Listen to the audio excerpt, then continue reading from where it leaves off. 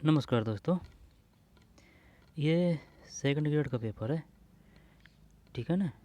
द्वितीय श्रेणी अध्यापक परीक्षा 2016। अब name exam senior teacher competitive exam 2016 Hindi. Exam date 1/7/2017 की इंस्टीट्यूट डेट 15/2/18। ठीक है। अब इसमें अपन को क्या पढ़ना है, ये हिंदी का पेपर है ना, हिंदी वालों का। अब इसमें अपन को सिर्फ ग्रामर देखनी है ना। ये हिंदी का पेपर देख लेते हैं, एक मिनट रुक। ये हिंदी का पेपर है, 150 क्वेश्चन है इसमें। भाई क्या आता है, जैसे कि एसएस पढ़ो ना, एसएस पढ़ो के अर्थशास्त्र आएगी, पॉलिटिकल आएगी, ज्योग्राफी आएगी, हिस्ट्री आएगी, और नागरिक शास्त्र आएगी, समाज शास्त्र आएगी। भाई बहुत लंबा सिलेबस है, आई बात समझ में। और चलो ऐसे भी कर लेते हैं कि भाई कोई बात नहीं, ऊपर ऊपर से पूछेगा नहीं, एकदम कतई गहराई से पूछता है। जिस प्रकार से ये हिंदी वालों के पूछेगा ना, इसी प्रकार से। अब ये तो है नहीं है कि भाई हिंदी वालों का टफ है पेपर या फिर एसएस वालों का टफ है पेपर, नहीं। इनका समान स्तर से पेपर टफ होता है, यानी कि ये एक साथ एक तरीके से बनते हैं, यानी कि एक साथ और एक लेवल के हिसाब से बनाए जाते हैं। ये नहीं है कि भाई एसएस का नॉर्मल कर दिया या फिर हिंदी का नॉर्मल कर दिया, है ना। स्तर एक जैसा होता है इनका, तो वो बहुत विस्तार है उसका एसएस में, वो बताना चाह रहा हूँ मैं। और देखते हैं इसमें क्या आता है ना। ग्रामर आ रही है, और ग्रामर ही है अभी तो, और हिंदी आ रही है इनके,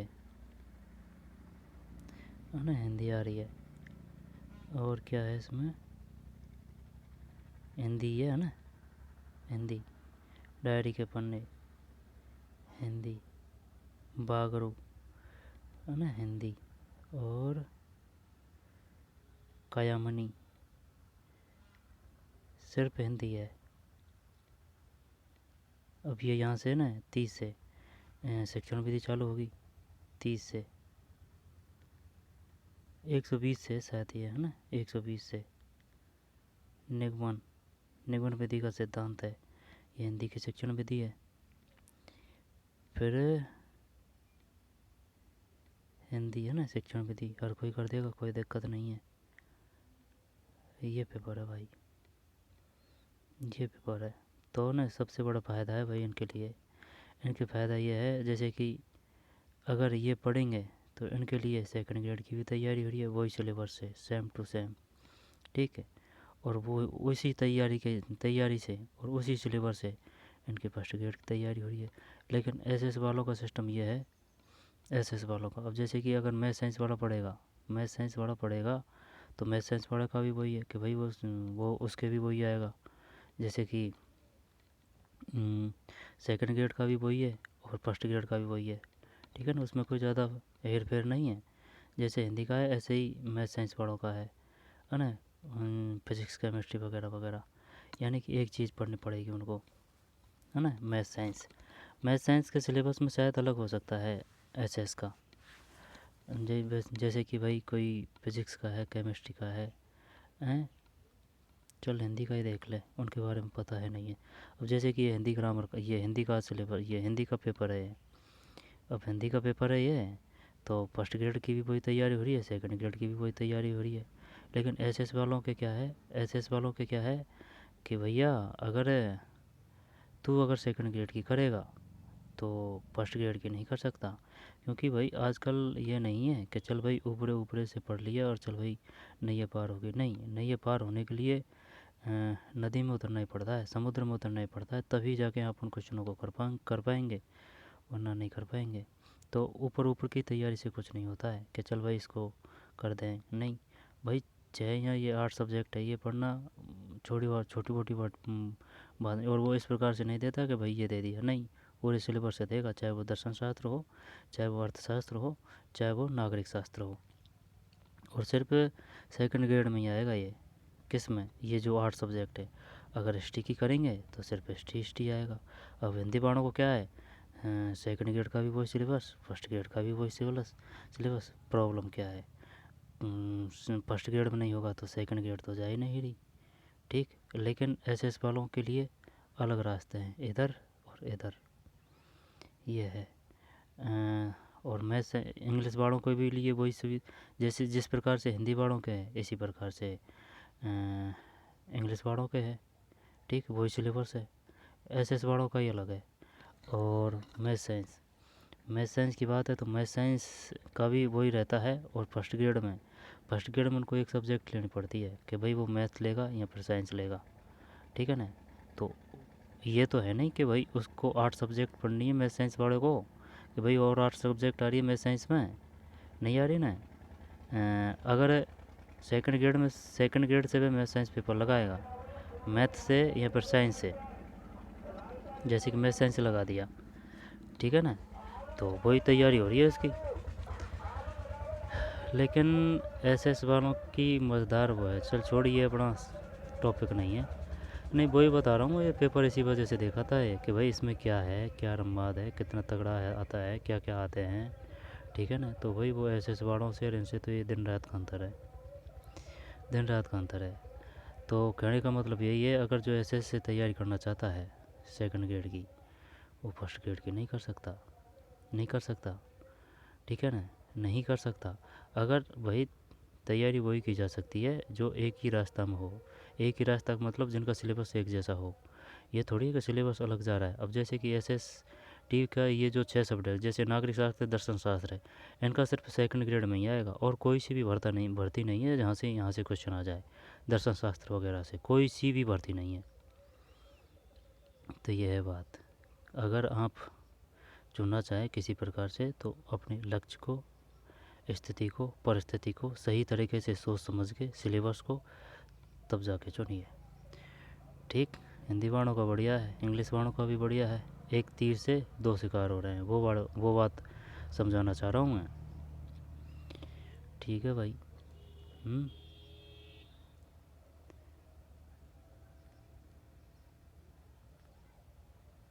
यानी कि सेकंड ग्रेड बनना कठिन है एसएस वालों के, फर्स्ट ग्रेड बनना आसान उनके लिए। और हिंदी वालों और इंग्लिश वालों के लिए फर्स्ट ग्रेड और सेकंड ग्रेड दोनों ही चीज़ आसान है बनना। चलिए देखते हैं इसको, है ना। ये पेपर है, अब इसमें देखते हैं क्या है। ये ग्रामर के जो अक्षर हैं, वो ग्रामर के जो क्वेश्चन हैं उनको देख लेते हैं। निम्नलिखित में से विस्मयादि बोधक अव्यय का उदाहरण है। विस्मयादि बोधक अव्यय का उदाहरण है। जब एक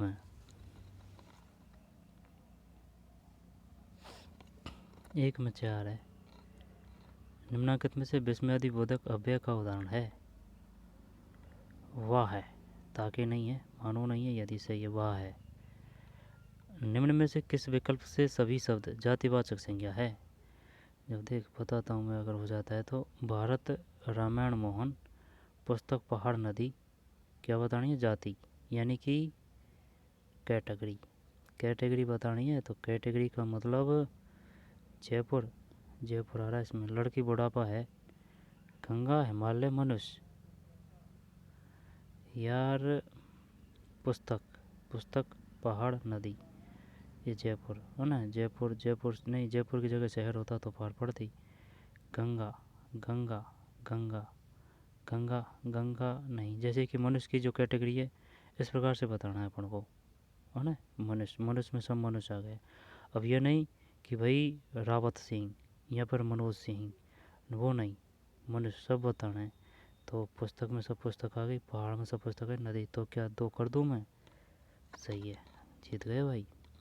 पुस्तक पहाड़ नदी, ठीक। पुस्तक में सब पुस्तक आ गई, पहाड़ और नदी, ये क्या है, जातिवाचक का उदाहरण था ये, ठीक, यानी कैटेगरी। निम्न में से किस विकल्प में सभी शब्द भाववाचक संज्ञा नहीं है। भाववाचक, जब सुन मेरी बात, भाववाचक संज्ञा की बात कर रहा है ना, ये मिठास है, शिष्टता है, महात्मा है, ये है राष्ट्रीयता, देवत्व, माधुर्य है, नम्रता, दासत्व, व्यवहारिक, है ना। और दानव, मनुष्य और ब्राह्मण भाववाचक संज्ञा नहीं है। राष्ट्रीयता, चलिए है ना, ये है, 2 तो हो गए। नम्रता, दासत्व, व्यवहारिक, दानव, मनुष्य, इसमें कोई वो नहीं है भाववाचक संज्ञा, हाँ 4 होना चाहिए भाई, 3 में सही है, 3 में 4 सही है। ठीक, ये है, भाववाचक संज्ञा नहीं है। दानव, मनुष्य और ब्राह्मण। और इसमें क्या है,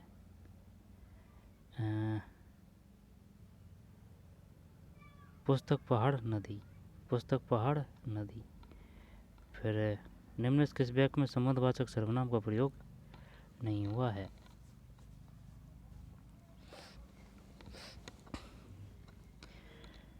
निम्न में से किस वाक्य में संबंधवाचक सर्वनाम का प्रयोग नहीं हुआ है। अब मुझ पे हिंदी नहीं है, ठीक है ना, मुझ पे हिंदी नहीं है ऑप्शन, ठीक है ना, हम ऐसे पढ़े हैं, वो कोई मतलब नहीं है। और वो चैप्टर भी नहीं कि तुम ऐसे पढ़े हो, हिंदी पढ़े हो, उनसे कोई लेना देना नहीं है। लेकिन मैं बताना चाह रहा हूँ कि भाई जैसे कि ये हिंदी का जो हिंदी सब्जेक्ट पढ़ा है उन सेकंड ग्रेड का वो पेपर है, और मुझ पे एस है, और मैं अगर एस का पेपर करूँगा ना तो वह मुझको बहुत टफ लगता है। और मैं हिंदी वालों का कर सकता हूँ, जैसे कि हिंदी साहित्य उसको छोड़ सकते हैं, लेकिन हिंदी ग्रामर के जैसे कि अगर मान ली जाए 20 भी क्वेश्चन आ रहे हैं ना तो मैं 10 क्वेश्चन कर दूँगा। लेकिन एस के जो वो क्वेश्चन आते हैं ना, दर्शन शास्त्र, नागरिक शास्त्र वगैरह के, वो नहीं होते हैं भाई, ठीक है ना। अब उनकी तैयारी का मतलब है आप और की तैयारी नहीं कर सकते, क्योंकि उनसे सिर्फ एक ही एग्ज़ाम होगी, सेकंड ग्रेड ही, और अगर उसकी तैयारी करी तो फिर और एग्ज़ाम निकल जाएगी। तो ये बात है, और ये इसी प्रकार का रास्ता आपको चुनना चाहिए। किस प्रकार का, जैसे कि आपका सिलेबस है, ये सिलेबस है, ठीक, ये सिलेबस है, तो उसी प्रकार का सिलेबस का चयन करना चाहिए जिसमें उसी सिलेबस से चाहे फर्स्ट ग्रेड की भर्ती हो, चाहे सेकंड ग्रेड की भर्ती हो, या फिर अगर ये दोनों भी नहीं है तो चाहे वो केंद्र की भर्ती हो, तो उन सभी जो भर्ती है वो इसी सिलेबस के अंतर्गत आए। ये नहीं कि कोई अलग सिलेबस हो, अलग लाइन हो, और वो एक ही भर्ती को फिक्स कर रहा है, और एक ही भर्ती निकल रही है, और एक ही भर्ती के अलावा और एग्ज़ाम में वहाँ से क्वेश्चन नहीं आएंगे, तो उनको चुनना एक समझदारी वाला डिसीजन नहीं होगा, ठीक है ना। तो मेरा कहने का मतलब यही है, अपने सिलेबस के अनुसार से कि भाई इससे अपन कौन कौन सी परीक्षा दे सकते हैं, ठीक, उसको ही लें और उसको ही पढ़ें और बार बार पढ़ें, ठीक। वह सिलेबस और वह परीक्षा का चुनाव न करें जिससे कि वही भर्ती है और कोई और एग्ज़ाम में क्वेश्चन नहीं आते हैं, तो उसका चयन सोच समझ के करें, ठीक है ना। ये बात है, बात तो बढ़िया बताइए यार। अब चलते हैं, निम्न में से किस वाक्य में संबंधवाचक सर्वनाम का प्रयोग नहीं हुआ है। संबंधवाचक, जैसे कि वह मेरा पिताजी है, मेरा। आप जो न करो सो थोड़ा है, संबंधवाचक सर्वनाम बताना है, आप जो न करो। देखते हैं, जितना गुड़ डालोगे उतना मीठा होगा, उतना। तुम अपनी पुस्तक पढ़ो, जैसी करनी वैसी बननी। ये समझ में नहीं आ रहा भाई, संबंधवाचक सर्वनाम का प्रयोग नहीं हुआ है। आप जो न करो सो थोड़ा है, आप जो संबंधवाचक है, जितना गुड़ डालोगे उतना मीठा होगा। तुम अपनी पुस्तक पढ़ो, तुम अपनी पुस्तक पढ़ो, जैसी करनी वैसी बननी। जब संबंधवाचक अधिक एक तो इसमें हुआ है प्रयोग, है ना, जितना गुड़ डालोगे, जब ये संबंधवाचक नहीं है, शायद ये है ना, ये हेतु पद आएगा शायद, ये मेरे हिसाब से। जैसे कि अगर वह पढ़ती तो वह पास हो जाता या हो जाती, ठीक, हेतु पद। अब तुम अपनी पुस्तक पढ़ो, तुम, क्या ये तुम सर्वनाम है। जैसी करनी, अब देखते हैं भाई अब इसमें क्या है, ये पल्ले नहीं पड़ रहा है, यही है इसमें ना, प्रयोग नहीं हुआ है। तुम अपनी पुस्तक पढ़ो, सही बात है। आप जो न करो सो थोड़ा है ना, जो, जितना गुड़ डालोगे उतना मीठा होगा, जैसी करनी वैसी भरनी, 3 नहीं है इसमें। प्रेरणार्थक क्रिया का उदाहरण नहीं है, प्रेरणार्थक। गोविंद ने राम को जगवाया, रमेश मजदूर से पेड़ कटवाता है, जगवाया, प्रेरणार्थक की बात है। नॉर्मल लेना है ना, ज़्यादा अंदर मत जाना, प्रेरणार्थक। जैसे कि दिनेश ने मुनेश को पढ़ने की शिक्षा दी, प्रशांत अनिल से पत्र लिखवाता है, वह खाना खाकर सो गया। ये होना चाहिए यार, इसमें कौन सी प्रेरणार्थ क्रिया आ रही है? अगर ये था कि भाई दिनेश ने मोहन से खाने खाने की कही और वह खाना खाकर सो गया, तो ये हो जाता प्रेरणार्थक। तो यही करें क्या इसमें? बस बस बस बस, सही है भाई, वह खाना खाकर सो गया। गोविंद ने राम को जगवाया, ये है। रमेश मजदूर से पेड़ कटवाता है, ये है। प्रशांत अनिल से पत्र लिखवाता है, ये है। 5 के बाद में 6। निम्न वाक्य में से कौन सा मिश्र वाक्य नहीं है? बादल खूब गरजे किंतु वर्षा नहीं हुई, कौन सा वाक्य मिश्र वाक्य नहीं है? नहीं है, मिश्र वाक्य नहीं है। बादल खूब गरजे किंतु वर्षा नहीं हुई। जो परिश्रम करते हैं वे सफल होते हैं। प्रमोद ने कहा कि मैं गांव नहीं जाऊंगा। यौवन वह काल है जब चरित्र का निर्माण होता है।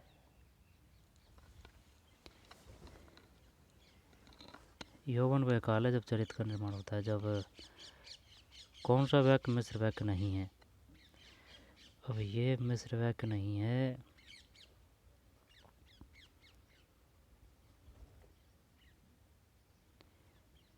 बादल खूब गरजे किंतु वर्षा नहीं हुई। बादल खूब गरजे किंतु, जो परिश्रम करते हैं वे सफल होते हैं। प्रमोद ने कहा कि मैं गांव नहीं जाऊंगा। यौवन वह काल है जब, शायद 1 है क्या इसमें? 6 में सही है यार, 6 में 1 है। ठीक, 6 में 1 है भाई, क्वेश्चन शानदार है। 6 में 1। बादल खूब गरजे किंतु वर्षा नहीं हुई, मिश्र वाक्य नहीं है। जबकि जो परिश्रम करते हैं वे सफल होते हैं, मिश्र वाक्य। प्रमोद ने कहा कि मैं गांव नहीं जाऊंगा, कि मिश्र वाक्य। यौवन वह काल है जब चरित्र का निर्माण होता है, मिश्र वाक्य। द्वंद्व समास किस शब्द में नहीं है? शीतोष्ण में है, हरिहर में है, गौरी संग। ये नहीं है मंत्रिपरिषद में। 7 सही है ना, मंत्रिपरिषद। किस समास में विशेषण विशेष या उपमेय उपमान का संबंध होता है? विशेष विशेषण या उपमेय उपमान, द्वंद्व नहीं है। अब यही में यही आएगा, कर्मधारा है। 8 8 ना, कर्मधारा है समास। वागी शब्द का संधि विच्छेद है।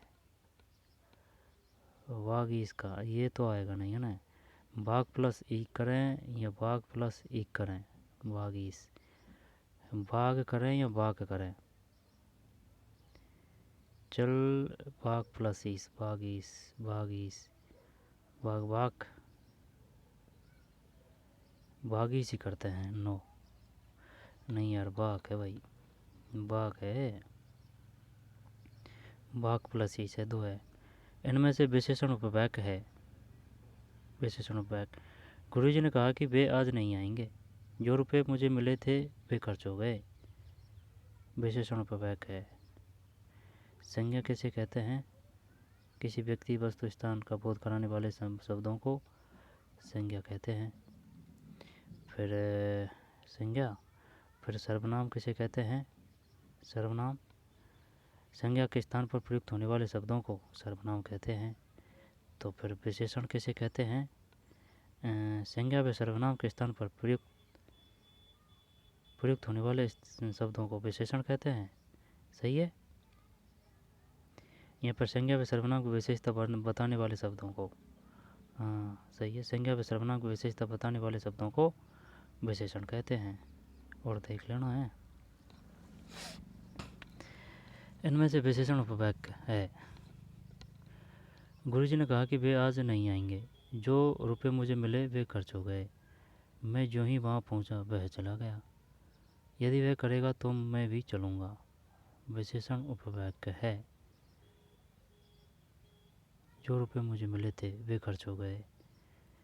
मैं जो ही वहाँ पहुँचा वह चला गया। यदि वह कहेगा तो मैं भी चलूँगा।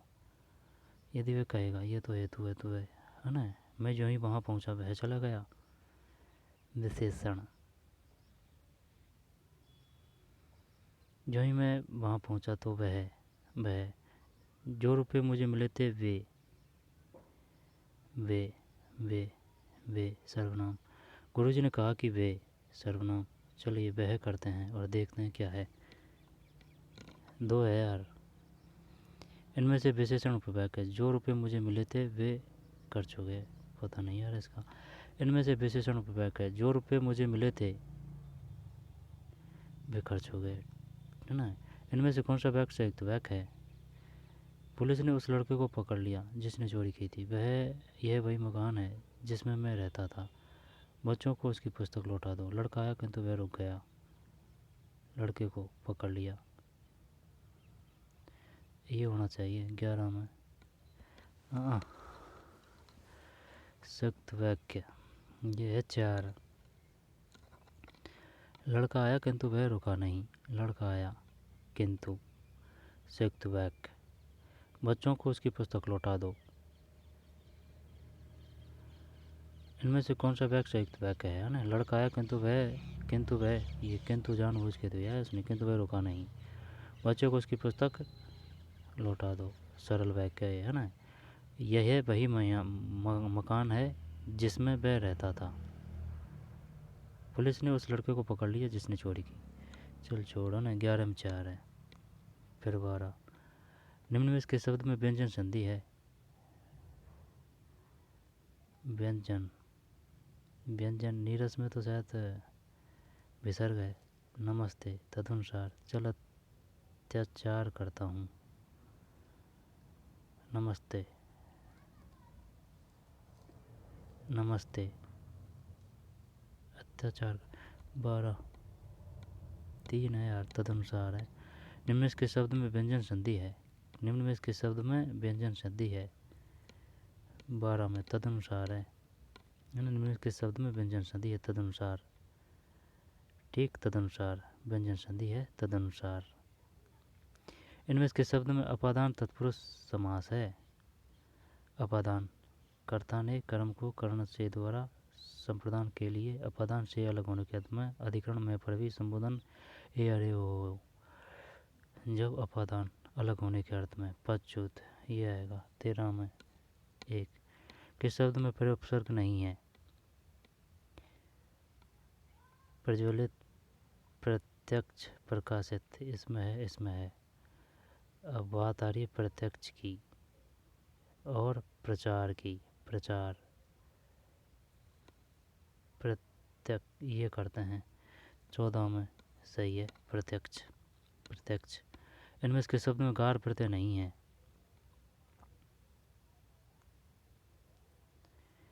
इनमें से किस शब्द में गार प्रत्यय नहीं है। जब गुनहगार, मददगार, यादगार,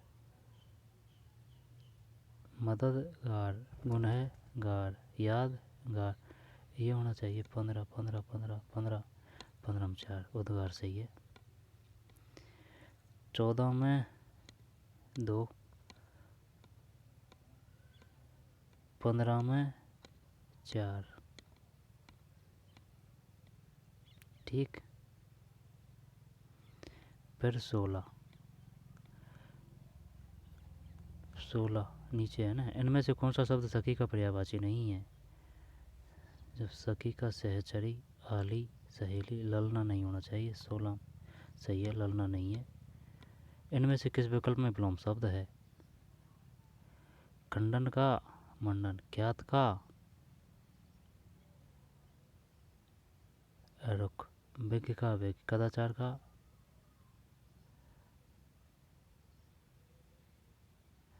ये सही है ना और ये सही है। इनमें कोई वो नहीं है। ख्यात का, ख्यात डाकू है ना तो प्रख्यात। चलिए सही है। कदाचार का,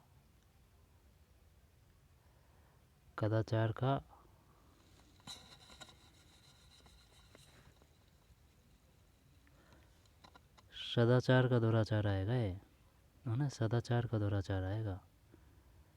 हाँ तो ये 13 17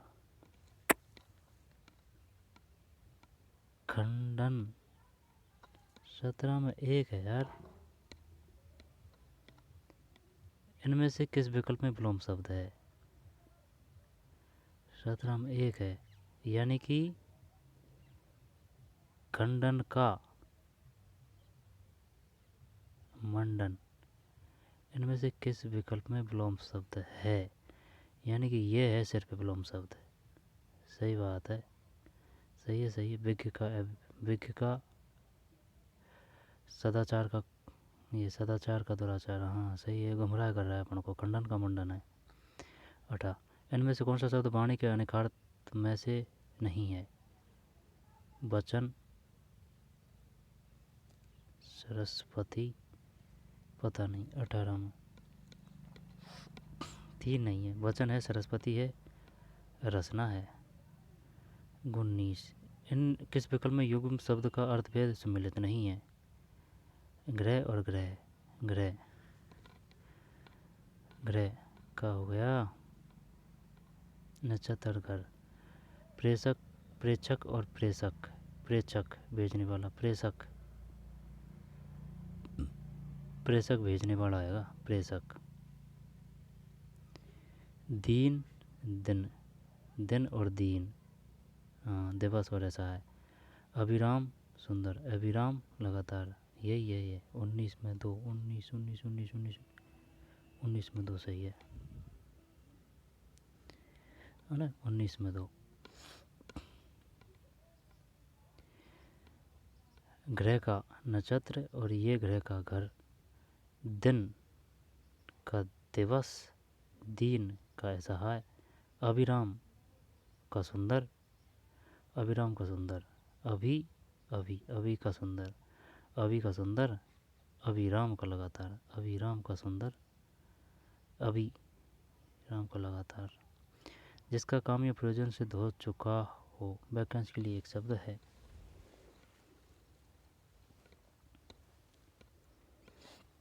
जिसका काम या प्रयोजन सिद्ध हो चुका हो, वाक्यांश के लिए एक शब्द है। जब ये आएगा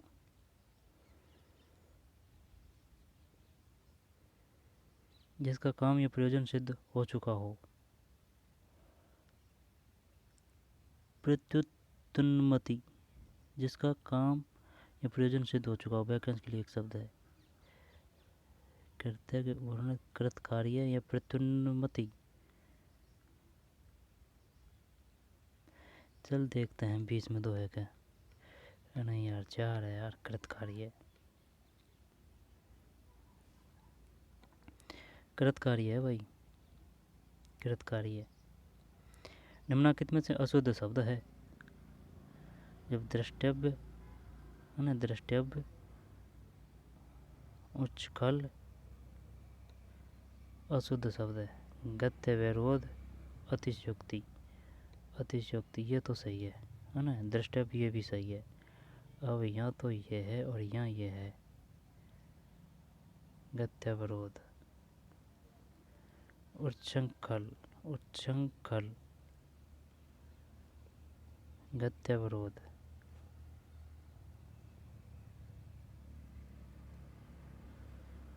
चल 3 कर देता हूँ है ना। 21 21 सही है भाई, यही गलत है ना? जबकि द्रष्टव्य, द्रष्टव्य शुद्ध, अतिशयोक्ति शुद्ध, गत्य विरोध शुद्ध। वो ये सोच रहा था कि कहीं इसमें मात्रा तो नहीं आएगी गत्य विरोध में। कौन सा गुण संधि का उदाहरण नहीं है? गुण संधि का उदाहरण नहीं है। जब गुण का, गुण की क्या पहचान थी? गुण की ये पहचान थी, ये जो मात्रा है ना, ये ऊ में आएगी, ठीक है ना? गुण संधि यानी कि ऊ की मात्रा आएगी, ठीक है ना? गुण संधि में अगर विच्छेद करेंगे तब। जब ऊ आएगा जोंट में ना, और ऊ की मात्रा आएगी, ये जो मात्रा है ना गुण संधि, ये भाई अब ये पूछ रहा है अपन से गुण संधि, तो इसका मतलब है ये जो ऊ की मात्रा है, जो ऊ की मात्रा आएगी, जो जोंट है ना वहाँ पे, तो महर्षि नहीं है, सर्वे सर्वी नहीं है, गंगोर्मी ये है, वाइस वाइस वाइस वाइस, अरे यार पृथ्वीश्वर है इसमें भाई, है ना? ये है ये पृथ्वीश्वर, पृथ्वीश्वर, पृथ्वीश्वर, वह इसमें 4 है, पृथ्वीश्वर।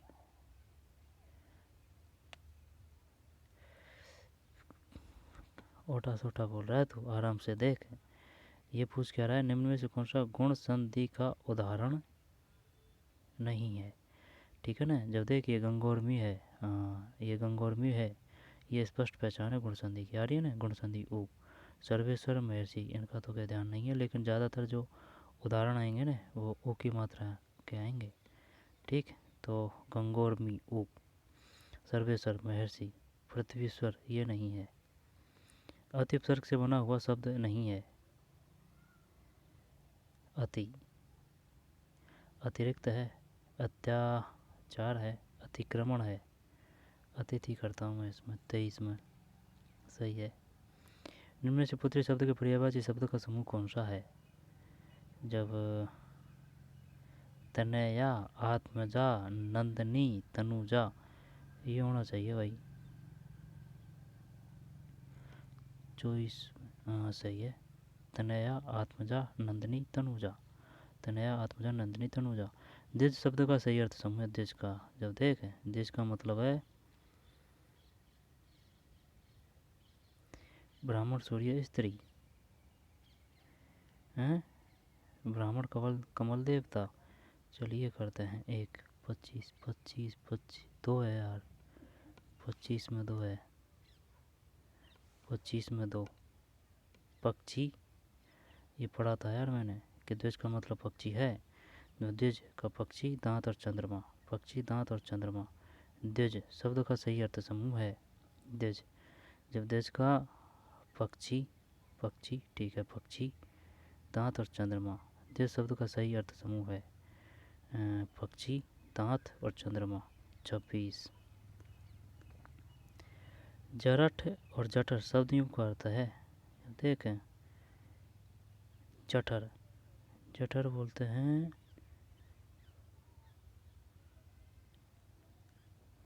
जठर बोलते हैं पेट की ज्वाला।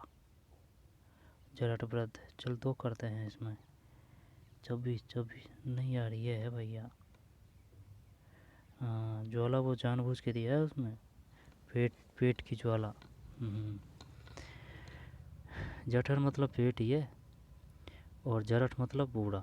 जरठ बूढ़ा और जठर पेट, जठर पेट, पेट की ज्वाला, उसके लिए जठर ज्वाला आएगा। आई बात समझ में, जठर ज्वाला। जब ये कर दिया अपन ने ज्वाला जानबूझ के नहीं हुए कि हाँ ज्वाला आया है, नहीं, जठर ज्वाला, जठर ज्वाला यानी पेट की ज्वाला आएगा, है ना। जो जठर बोलते हैं पेट को, ज्वाला ज्वाला है। जय रेठ है बूढ़ा। उत्तर व पूर्व के मध्य की दिशा वाक्यांश के लिए सार्थक शब्द है, यानी कि उत्तर दक्षिण, ये उत्तर है, ये दक्षिण है, ये पूर्व है, ये पश्चिम है। अब ये क्या बोल रहा है, उत्तर दक्षिण पूर्व पश्चिम, है ना। तो उत्तर एवं पूर्व के मध्य की दिशा वाक्यांश के लिए सार्थक शब्द है। जब इसका कौन सा आएगा, ये इसको क्या क्या बोलेंगे भाई इसको, ईशान, ईशान वायव्य, पता नहीं, ईशान कर दें क्या इसमें 27 में। सही है यार ईशान, है ना, ईशान। लेकिन कन्फर्म नहीं थे यार इस पर, है ना। ये नाम पता होना चाहिए भाई, जैसे कि उत्तर दक्षिण तो सब जानते हैं, लेकिन यह इनका भी पता होना चाहिए। तो इसका मतलब ईशान है, ईशान है, तो इसका क्या है, वायव्य। फिर देख लेंगे इसको ना, वायव्य, निस्त्र, आग्नेय। इनमें से शुद्ध शब्द है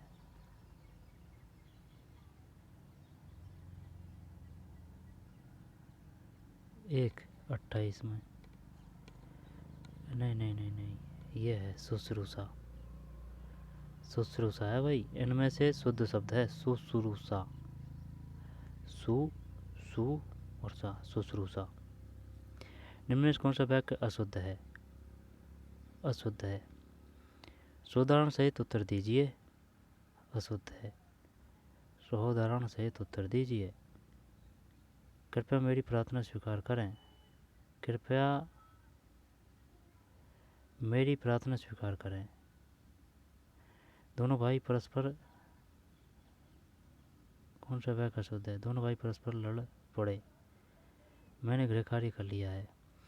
ये तो सही है ना, ये सही है। सावधान सहित उत्तर दीजिए, ये सही है। अब कृपया मेरी प्रार्थना स्वीकार करें, ये आएगा यहाँ पर। दोनों भाई परस्पर लड़ पड़े, यानी कि दोनों भाई लड़ पड़े परस्पर, तो ये तो कुछ ठीक भी हो सकता है।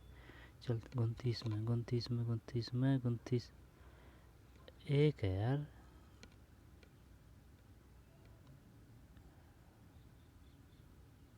उदाहरण सहित उत्तर दीजिए, उदाहरण सहित उत्तर दीजिए, ये आएगा है ना।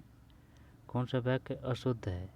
अशुद्ध है तो ये अशुद्ध है, तो ये सो नहीं आएगा, इसका आएगा उदाहरण सहित उत्तर दीजिए ना। उदाहरण सहित, उदाहरण सहित आएगा भाई, ये सो नहीं आएगा। कृपया मेरी प्रार्थना स्वीकार करें, ये शुद्ध है।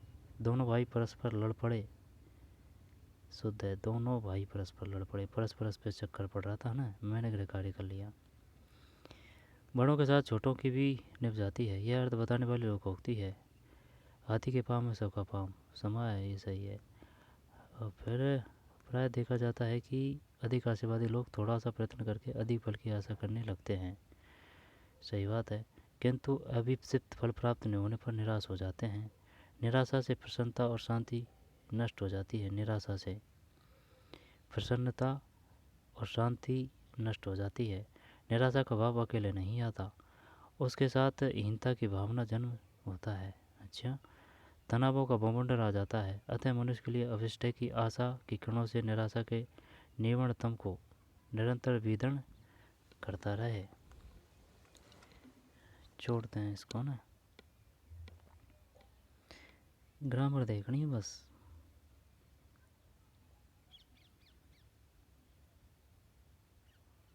ये अब हिंदी वालों का है ना, हिंदी सब्जेक्ट।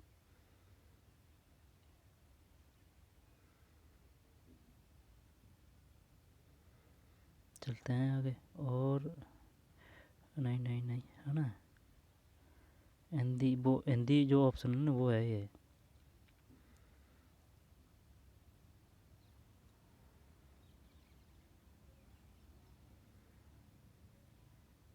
आगे चलते हैं। हाँ, ये 120 तक है, ठीक है ना। 100 क्वेश्चन है कुल मिला के। यहाँ से वो है, यहाँ से वो है, क्या है जो शिक्षण विधि है ना, यहाँ से ये तो काम का है। निम्नलिखित विधियों में से व्याकरण शिक्षण के लिए उपयुक्त विधि नहीं है। जब देख, व्याकरण शिक्षण के लिए उपयुक्त विधि नहीं है।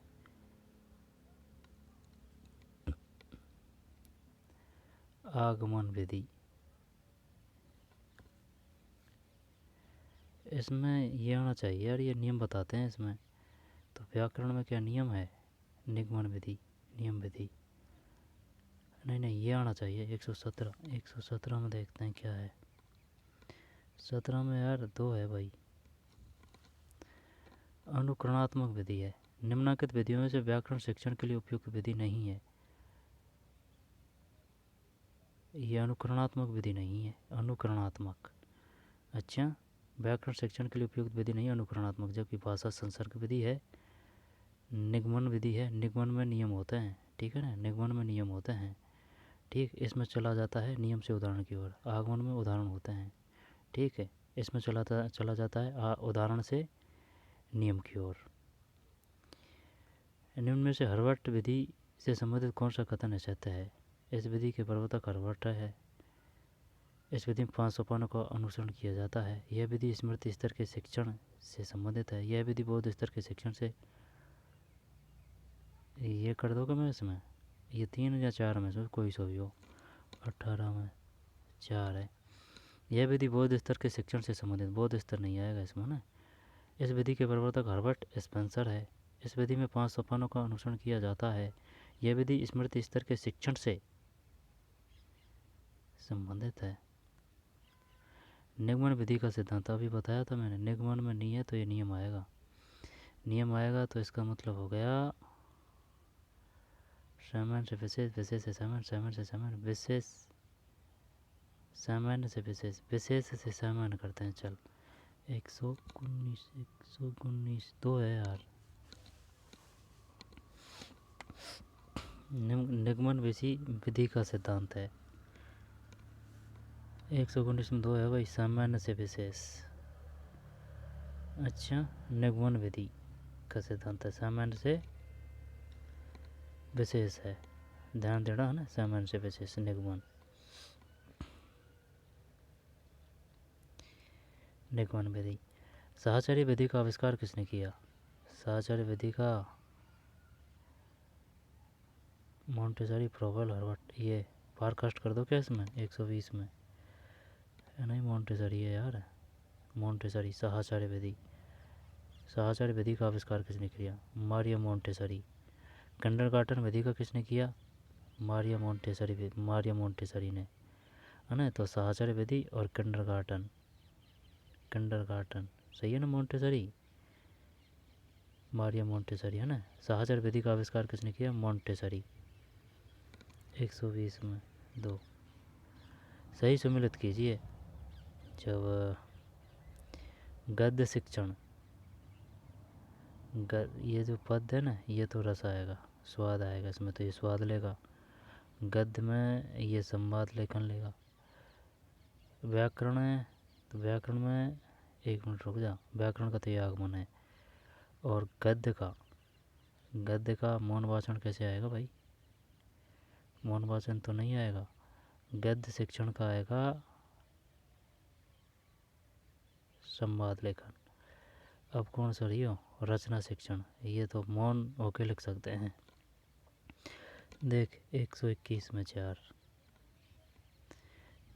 3 4 2 1, 3 4 2 और 1, गद्य शिक्षण।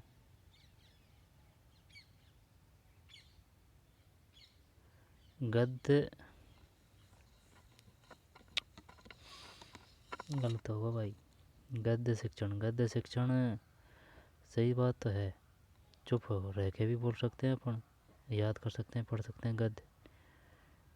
चल भाई ठीक है, मौन वाचन में आ गया गद्य शिक्षण। तो रचना शिक्षण, रचना संवाद लेखन में आ गया। और व्याकरण शिक्षण, ये तो सही था अपना, आगमन विधि। पद्य शिक्षण, पद्य का रसास्वादन। जब क्या ये गह से एक हो रहा है, गह से एक एरिया, कोई बात ना ना, ये 2 तो हट गए। तो पद्य शिक्षण सही था अपना। और आगमन ये व्याकरण है, यानी कि कैम में 2 हो रहा है, कैम में दोनों में टक्कर हो रही है भाई, है ना। फिर व्याकरण शिक्षण हो गया, पद्य शिक्षण, व्याकरण शिक्षण, आगमन, रचना शिक्षण, संवाद और गद्य मौन। आगे चल, इकाई विधि के सोपान में गृह कार्य प्रदान किया जाता है। पतो को नहीं, 22 में 4 है, चतुर्थ। इकाल खंड योजना किस विधि का विभाजन है? इकाल, 23 ये डिलीट कर दिया। दल शिक्षण का सर्वोत्तम प्रयोग किया गया, ये दल शिक्षण का कैम्ब्रिज, कोलंबिया, ऑक्सफोर्ड, कैम्ब्रिज कर जल देख ले भैया, 124 में ये है, हार्वर्ड विश्वविद्यालय है। दल शिक्षण का सर्वोत्तम प्रयोग किया गया, हार्वर्ड विश्वविद्यालय। भाषा संसर्ग विधि की विशेषताओं से संबंधित नहीं रखने वाले कथन को छांटिए। जब देख, इस विधि में भाषा की शिक्षा के साथ ही व्याकरण की शिक्षा प्रदान की जाती है। चल ठीक, इस विधि में व्याकरण का सैद्धांतिक ज्ञान न दिया जाकर व्यवहारिक ज्ञान प्रदान किया जाता है। ठीक, इस विधि में व्याकरण का व्यवहारिक ज्ञान न दिया जाकर सैद्धांतिक ज्ञान दिया जाता है ना। इस प्रणाली में व्याकरण के नियमों का ज्ञान कराए बिना भाषा के शुद्ध रूप का प्रयोग सिखाया जाता है। मैं 3 कर रहा हूँ भाई, होए वो गलत होए वो तो सही है यार। सही है। 125 में 3 है ना। इस विधि में भाषा की शिक्षा के साथ ही व्याकरण की शिक्षा प्रदान की जाती है। इस विधि में व्याकरण का सैद्धांतिक ज्ञान न दिया जाकर व्यवहारिक ज्ञान प्रदान किया जाता है। इस प्रणाली में व्याकरण के नियमों का ज्ञान कराए बिना भाषा के शुद्ध रूप का प्रयोग सिखाया जाता है। रेखीय अभिक्रमित अनुदेशन का दूसरा नाम है, मैं बता दूंगा आपको, रेखीय साखीय। 126 सही है क्या? वह मैथमेटिक्स। चल एक करते हैं 126 में, 2 है यार। वह अभिक्रमित अनुदेशन, रेखीय अभिक्रमित अनुदेशन का दूसरा नाम है रेखीय। ये साखीय किसने दिया था? क्राउडर का है, क्राउडर का, यानी कि कोआ बैठ गया शाखा पे, ठीक है। तो साखीय किसने दिया है? क्राउडर ने। शाखा पे, ठीक है ना, यानी पेड़ की शाखा पे कोआ बैठ गया, यानी कि क्राउडर ने दिया है ये साखीय अभिक्रमित अनुदेशन, ठीक है। और रेखीय अभिक्रमित अनुदेशन का दूसरा नाम वाह है, ये पता नहीं है ना। 26 के बाद में 27, निम्न में कौन सी विधि अपेक्षाकृत व्यवसाय साध्य मानी जाती है? 27 में 2 है, भाषा शिक्षण यंत्र विधि। निम्न में कौन सी विधि अपेक्षाकृत व्यवसाय साध्य मानी जाती है? भाषा शिक्षण यंत्र विधि।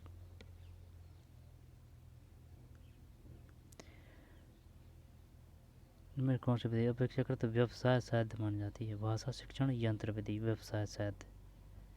सैनिक विधि, अभिक्रमित अनुदेशन विधि, अनुकरण विधि, है ना, 2 है इसमें। सूक्ष्म शिक्षण अध्यापन नियंत्रित अभ्यास का सूत्र है जिसमें एक विशिष्ट अध्यापन व्यवहार को नियंत्रित दिशाओं में सीखना संभव है। सूक्ष्म शिक्षण की यह परिभाषा निम्न में से किसने दी है?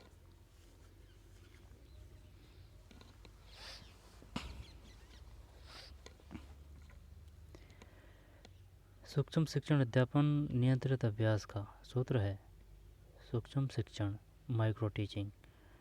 नियंत्रित अभ्यास का सूत्र है जिसमें एक विशिष्ट अध्यापन व्यवहार को नियंत्रित दशाओं में सीखना संभव है। विशिष्ट अध्यापन व्यवहार को नियंत्रित दशाओं में सीखना संभव है। सूक्ष्म शिक्षण की यह परिभाषा निम्न में किसने दी है? BK पासी या इलेनोर कीव या डेविड यंग, पता नहीं भाई। 128 में यह है एलन और ईव। सूक्ष्म शिक्षण अध्यापन नियंत्रित अभ्यास का सूत्र है जिसमें एक शिक्षण अध्यापन व्यवहार को नियंत्रित दशाओं में सीखना संभव है। सूक्ष्म शिक्षण अध्यापन नियंत्रित अभ्यास का सूत्र है जिसमें एक विशिष्ट अध्यापन व्यवहार को नियंत्रित दशाओं में सीखना संभव है। सूक्ष्म शिक्षण की यह परिभाषा निम्न किसने दी है? एलन और ईव। अध्यापन का सहमति में सिर हिलाना किस पुनर्गणन के अंतर्गत आता है? सकारात्मक अशाब्दिक, 2, 129 में सही है। संचालन, हाव भाव, मौखिक दृश्य परिवर्तन, विराम आदि घटक निम्न के सूक्ष्म शिक्षण कौशल के घटक हैं। संचालन, हाव भाव, मौखिक दृश्य परिवर्तन, विराम आदि घटक निम्न किस सूक्ष्म शिक्षण कौशल के घटक हैं?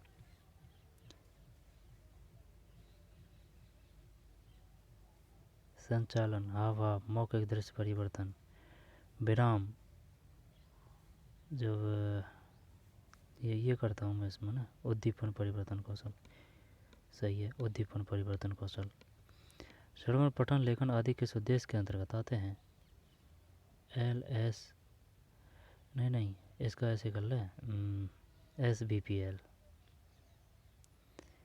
सुनना, बोलना, पढ़ना, लिखना, सुनना, बोलना, पढ़ना, लिखना, SBPL, ठीक है ना। सुनना, बोलना, पढ़ना, लिखना। श्रवण, पठन, लेखन आदि किस उद्देश्य के अंतर्गत आते हैं? सुनना, पढ़ना, लिखना। कौशलात्मक उद्देश्य, 131 सही है। फिर कुछ विशिष्ट उद्देश्यों की पूर्ति हेतु विद्यार्थियों को ऐसी एक दूसरे की पूरक अनुभूतियों से युक्त क्रियाएं कराना जो मिलकर एक इकाई बन जाती है। कुछ विशिष्ट उद्देश्यों की पूर्ति हेतु विद्यार्थियों को ऐसी एक दूसरे की पूरक अनुभूतियों से युक्त क्रियाएं कराना जो मिलकर एक इकाई बन जाती है।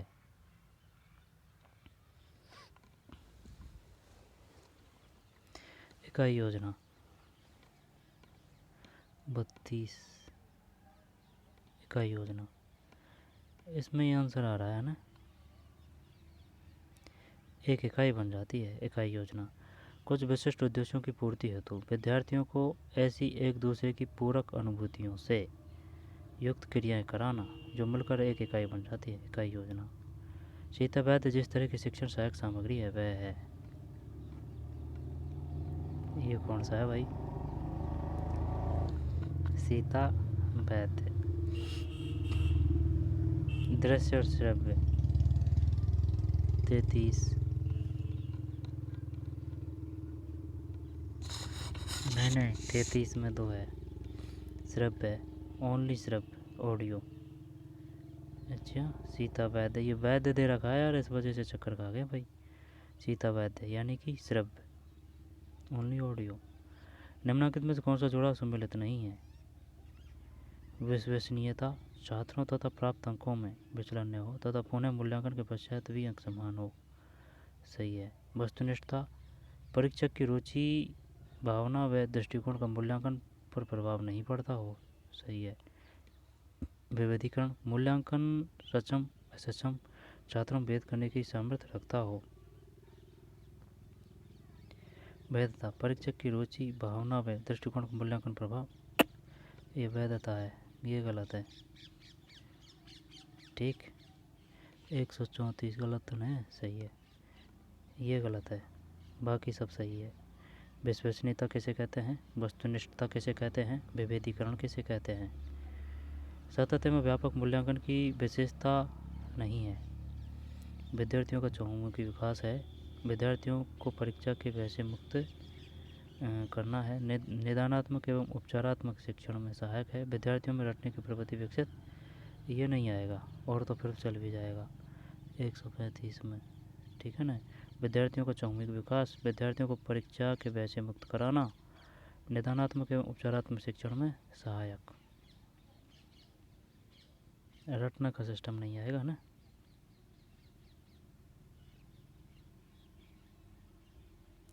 निदान का मतलब जान रहा है ना, जैसे कि कोई बीमारी है, डायग्नोस्टिक, जैसे कि कोई बीमारी है तो पहले उसका पता चलेगा यानी चलाएंगे, ठीक है ना, पता चलाएंगे, है ना। निदानात्मक वही है, निदानात्मक डायग्नोस्टिक है ना, निदानात्मक, फिर उसका उपचार करेंगे, यानी कि जो बीमारी उसका पता लगाना वो है निदानात्मक, फिर उपचारात्मक है, यानी बीमारी का पता लगने पर फिर उपचार करेंगे।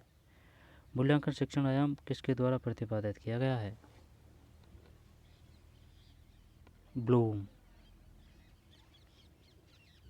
36 सही है। मूल्यांकन शिक्षण आयाम किसके द्वारा प्रतिपादित किया गया है? मूल्यांकन, ब्लूम। फिर 37, इनमें से कौन सा कथन गलत है? जब ए कंठ्य ध्वनि है, स्वर अघोष ध्वनियाँ होती है, स्वर उ उ उ उ उ उ ओष्ठ्य ध्वनि है, कै स्पर्श व्यंजन है।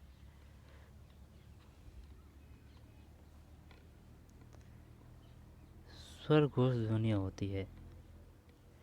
2 करता हूँ दिखाने, अगर मान ले तो ये सही है भाई, है ना। ये गलत है। ए कंठ्य ध्वनि है, बोलने पे पता चल रहा है। उ होठ ऊपर नीचे हो रहा है ना, उ ओष्ठ्य ध्वनि है। कै स्पर्श व्यंजन है, स्पर्श व्यंजन है, ये नहीं है। इनमें से किस विकल्प में सभी ध्वनियाँ दंत है? पे वे है क्या इसमें? दंत दांत की बात कर रहा है।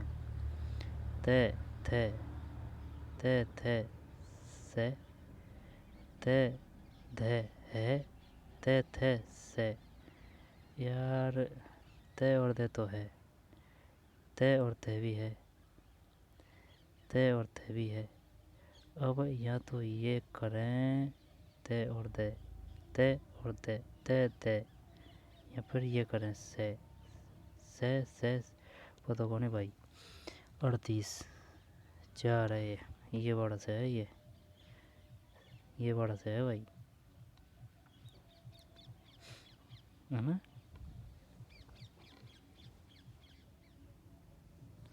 से स्लेट वाला से, और ये कौन सा से है, ये स्कूल वाला से है, और ये सलजम वाला से। निम्न से निम्नलिखित में तत्सम शब्द है। मोड़ा, मोड़ा मुख तत्सम बोलते हैं जिसमें संस्कृत का शब्द हो, है ना, संस्कृत जैसा लगता हो, ये कहते हैं ना तत्सम की। और तद्भव का सीधा सट है अपनी देसी भाषा, जैसे कि मोड़ा, है ना,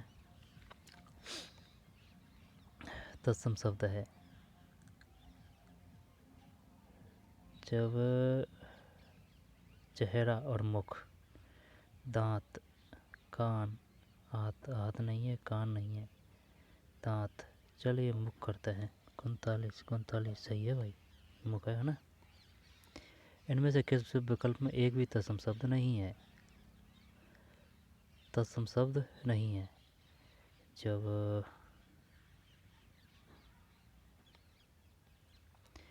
इनमें से किस विकल्प में एक भी तत्सम शब्द नहीं है, तत्सम शब्द नहीं है। इष्टि का समश्रु प्रतिविज्ञान,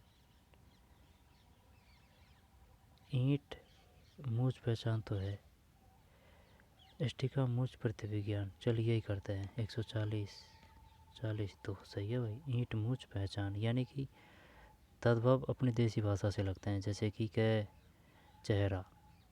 चेहरा, मुखड़ा, मोंडा, मोंडो, रावड़ी, है ना, यानी कि देसी भाषा के शब्द लगते हैं, ठीक है ना। और तत्सम उनमें संस्कृत का शब्द होता है, संस्कृत से उत्पत्ति हुई वो है तत्सम। उर्दू शब्द किस भाषा का है? उर्दू पता को नहीं। 41 में तुर्की है। उर्दू शब्द किस भाषा का है? तुर्की। इनमें से कौन सा शब्द तद्भव शब्द है? मयूर, उलुक, ये दोनों तो नहीं है। काक, कोयल, काक। अब जैसे कि ये है, देख बताऊँ, अगर कोया आया तो ये तो तद्भव है, और अगर काक आया तो ये तत्सम है।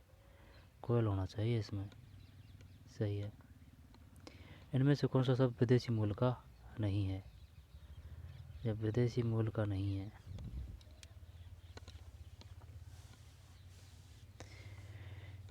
इनमें से कौन सा शब्द विदेशी मूल का नहीं है? विदेशी मूल का नहीं है। किताब, मेहमान, ये पानी नहीं है। 143 सही है ना, पानी नहीं है। फिर निम्नलिखित में से देशज शब्द है, देशज अपनी भाषा का। रुक, मेला, पोटली, अरे यार, कठपुतली, रेवड़, मार दिया इसने तो। कठपुतली, रेवड़, मेला, पोटली, चल रेवड़ ही करता हूँ मैं, है ना। 44 में सही है, रेवड़। भाववाचक संज्ञा का उदाहरण है। बूढ़ा, बच्चा, लड़का, यौवन।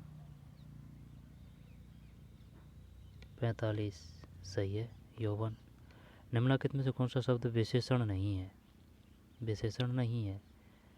जब विशेषण धोखा, अनेक, अच्छा, प्रथम,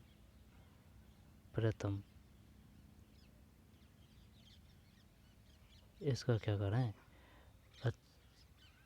अच्छा है या धोखा है?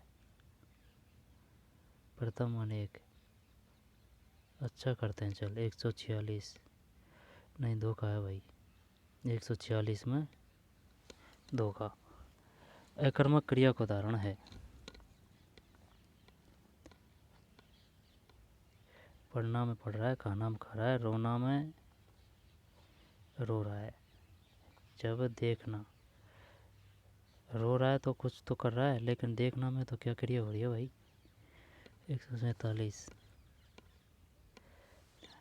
147 में रोना ही है, अकर्मक क्रिया का उदाहरण है रोना। देखना भी सही है यार, गर्दन को इधर उधर घुमाते हैं तो वो भी तो क्रिया हो रही है।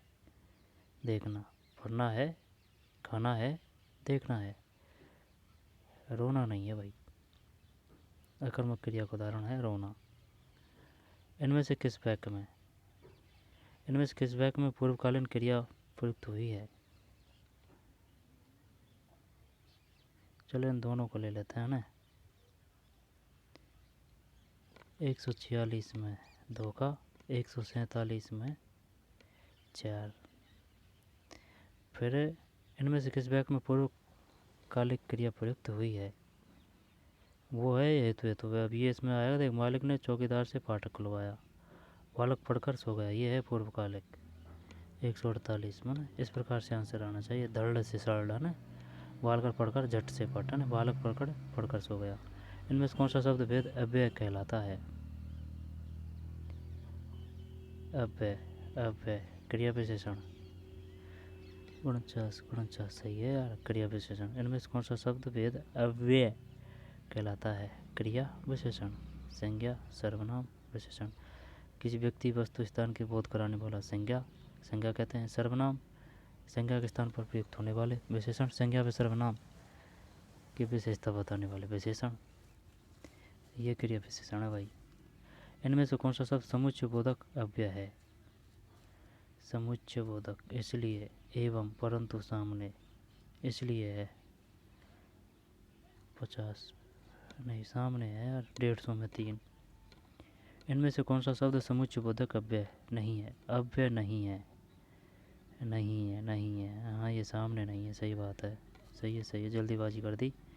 नहीं है, ये सामने नहीं है।